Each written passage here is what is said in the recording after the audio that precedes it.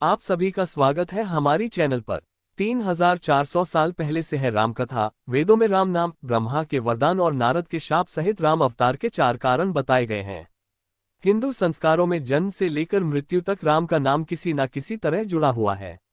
अलग अलग जगह से हमें राम नाम के 10 अर्थ मिले। हर अर्थ से यही निकलकर आ रहा है कि राम सर्वव्यापी हैं। राम आज से नहीं, हजारों सालों से भारतीय संस्कृति का हिस्सा रहे हैं। अगर इतिहास के लिखित प्रमाणों में भी देखा जाए तो रामकथा 3400 पहले लिखी मानी जाती है। श्रुत परंपरा में कब से ये है इसका अनुमान लगाना कठिन है। रामकथा कई बार कई तरह से लिखी जा चुकी है। 50 से ज्यादा भाषाओं में 400 से अधिक रामकथाएं दुनिया में प्रचलित हैं। इनके अलावा हजारों लोककथाएं और टीका व्याख्याएं भी हैं।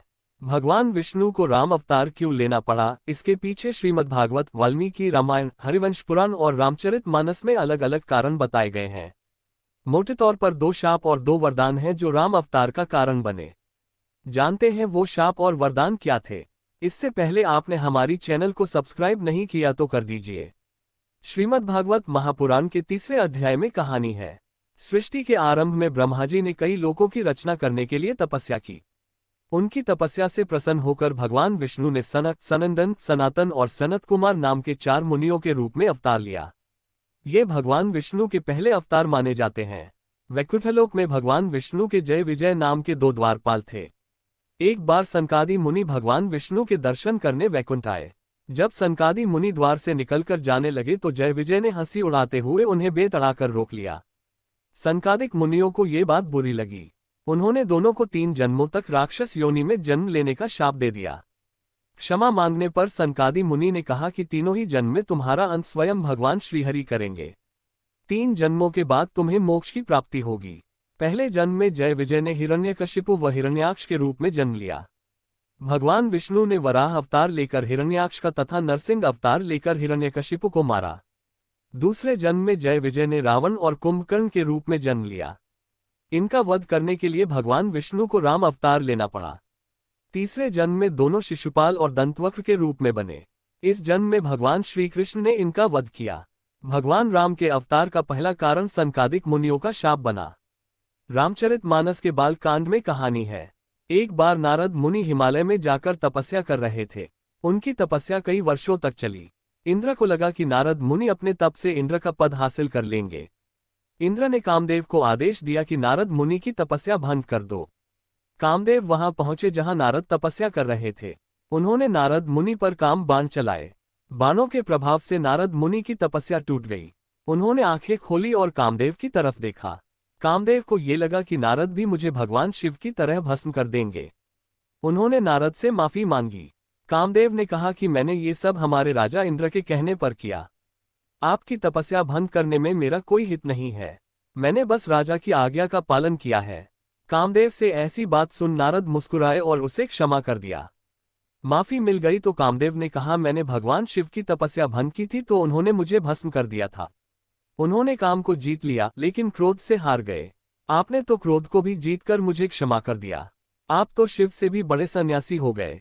ये सुन नारद के मन में अहंकार आ गया। वे ये बताने भगवान शिव के पास गए। भगवान शिव ने उनकी बात सुनी और कहा कि ये आपने मुझे बता दिया, लेकिन भगवान विष्णु को भूलकर भी मत बताएगा। नारद ने उनकी बात अनसुनी कर दी। वे सीधे वैकुंठ लोक गए। यही बात उन्होंने भगवान विष्णु को बताई। भगवान विष्णु समझ गए कि नारद को अहंकार हो गया है। उनका अहंकार मिटाना होगा। भगवान विष्णु ने अपनी माया से एक नगर बसाया जिसका राजा था शीलनिधि और उसकी बेटी थी विश्वमोहिनी जिसका स्वयंवर होना था। नारद जब उस नगर में पहुंचे तो विश्वमोहिनी को देखकर ये सोचने लगे कि अब मुझे भी विवाह कर लेना चाहिए। उन्होंने भगवान विष्णु के पास जाकर कहा कि आप अपनी माया से मुझे अपना रूप दे दीजिए ताकि विश्वमोहिनी अपने स्वयंवर में मुझे ही चुन ले। भगवान विष्णु ने नारद का मुंह बंदर जैसा बना दिया। खुद स्वयंवर में पहुंचे और विश्वमोहिनी ने उन्हें अपना वर चुन लिया। नारद पर सब हंस रहे थे। ये देख नारद ने भगवान विष्णु को शाप दे दिया कि तुमने मुझे स्त्री वियोग दिया तो तुम भी मानव शरीर धारण कर 14 वर्ष स्त्री वियोग में भटकोगे। मुझे बंदर का मुंह दिया, ये ही बंदर तुम्हारी पत्नी को खोजने में सहायता करेंगे। नारद का ये शाप भगवान विष्णु ने ग्रहण किया। इस तरह दूसरा शाप राम अवतार का कारण बना। अब बातें 2 वरदानों की। श्रीमद् भागवत महापुराण कहता है, सतयुग में मनु और शत्रुपा जो ब्रह्मा के ही अंश से जन्मे थे, दोनों ने संतान पाने के लिए भगवान विष्णु की बरसों तक तपस्या की। उनकी तपस्या से खुश होकर भगवान विष्णु प्रकट हुए। उन्होंने मनु और शत्रुपा से पूछा कि क्या वरदान चाहिए। दोनों ने कहा कि भगवान हमें आपके जैसी संतान चाहिए। भगवान विष्णु बोले, मेरे जैसा तो बस मैं खुद हूँ, तो मैं खुद ही तुम्हारे पुत्र के रूप में जन्म लूंगा। त्रेता युग में तुम राजा दशरथ और शत्रुपा कौशल्या बनकर जन्मेंगी। मैं तुम्हारे पुत्र राम के रूप में जन्म लूंगा। इस तरह मनु शत्रुपा को मिला वरदान राम जन्म का कारण बना। वाल्मीकि रामायण के मुताबिक भगवान ब्रह्मा को प्रसन्न करने के लिए रावण ने कठोर तपस्या की। ब्रह्मा प्रकट हुए, रावण से वरदान मांगने को कहा।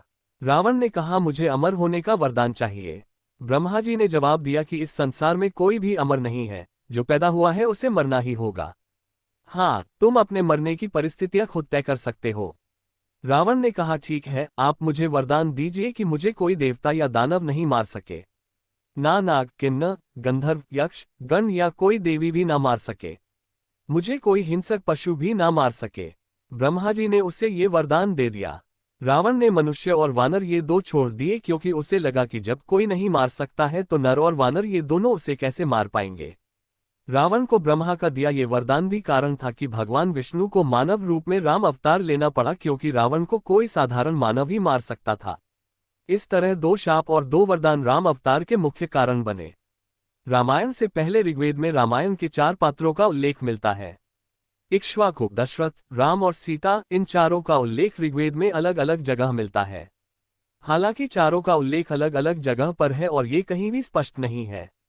इक्ष्वाकु, दशरथ और राम के नाम अलग अलग राजा के रूप में हैं। वहीं सीता को कृषि की देवी कहा गया है। ऐसे ही कुछ नया जानने के लिए हमारी चैनल को सब्सक्राइब करो और बेल आइकॉन दबाना मत भूले।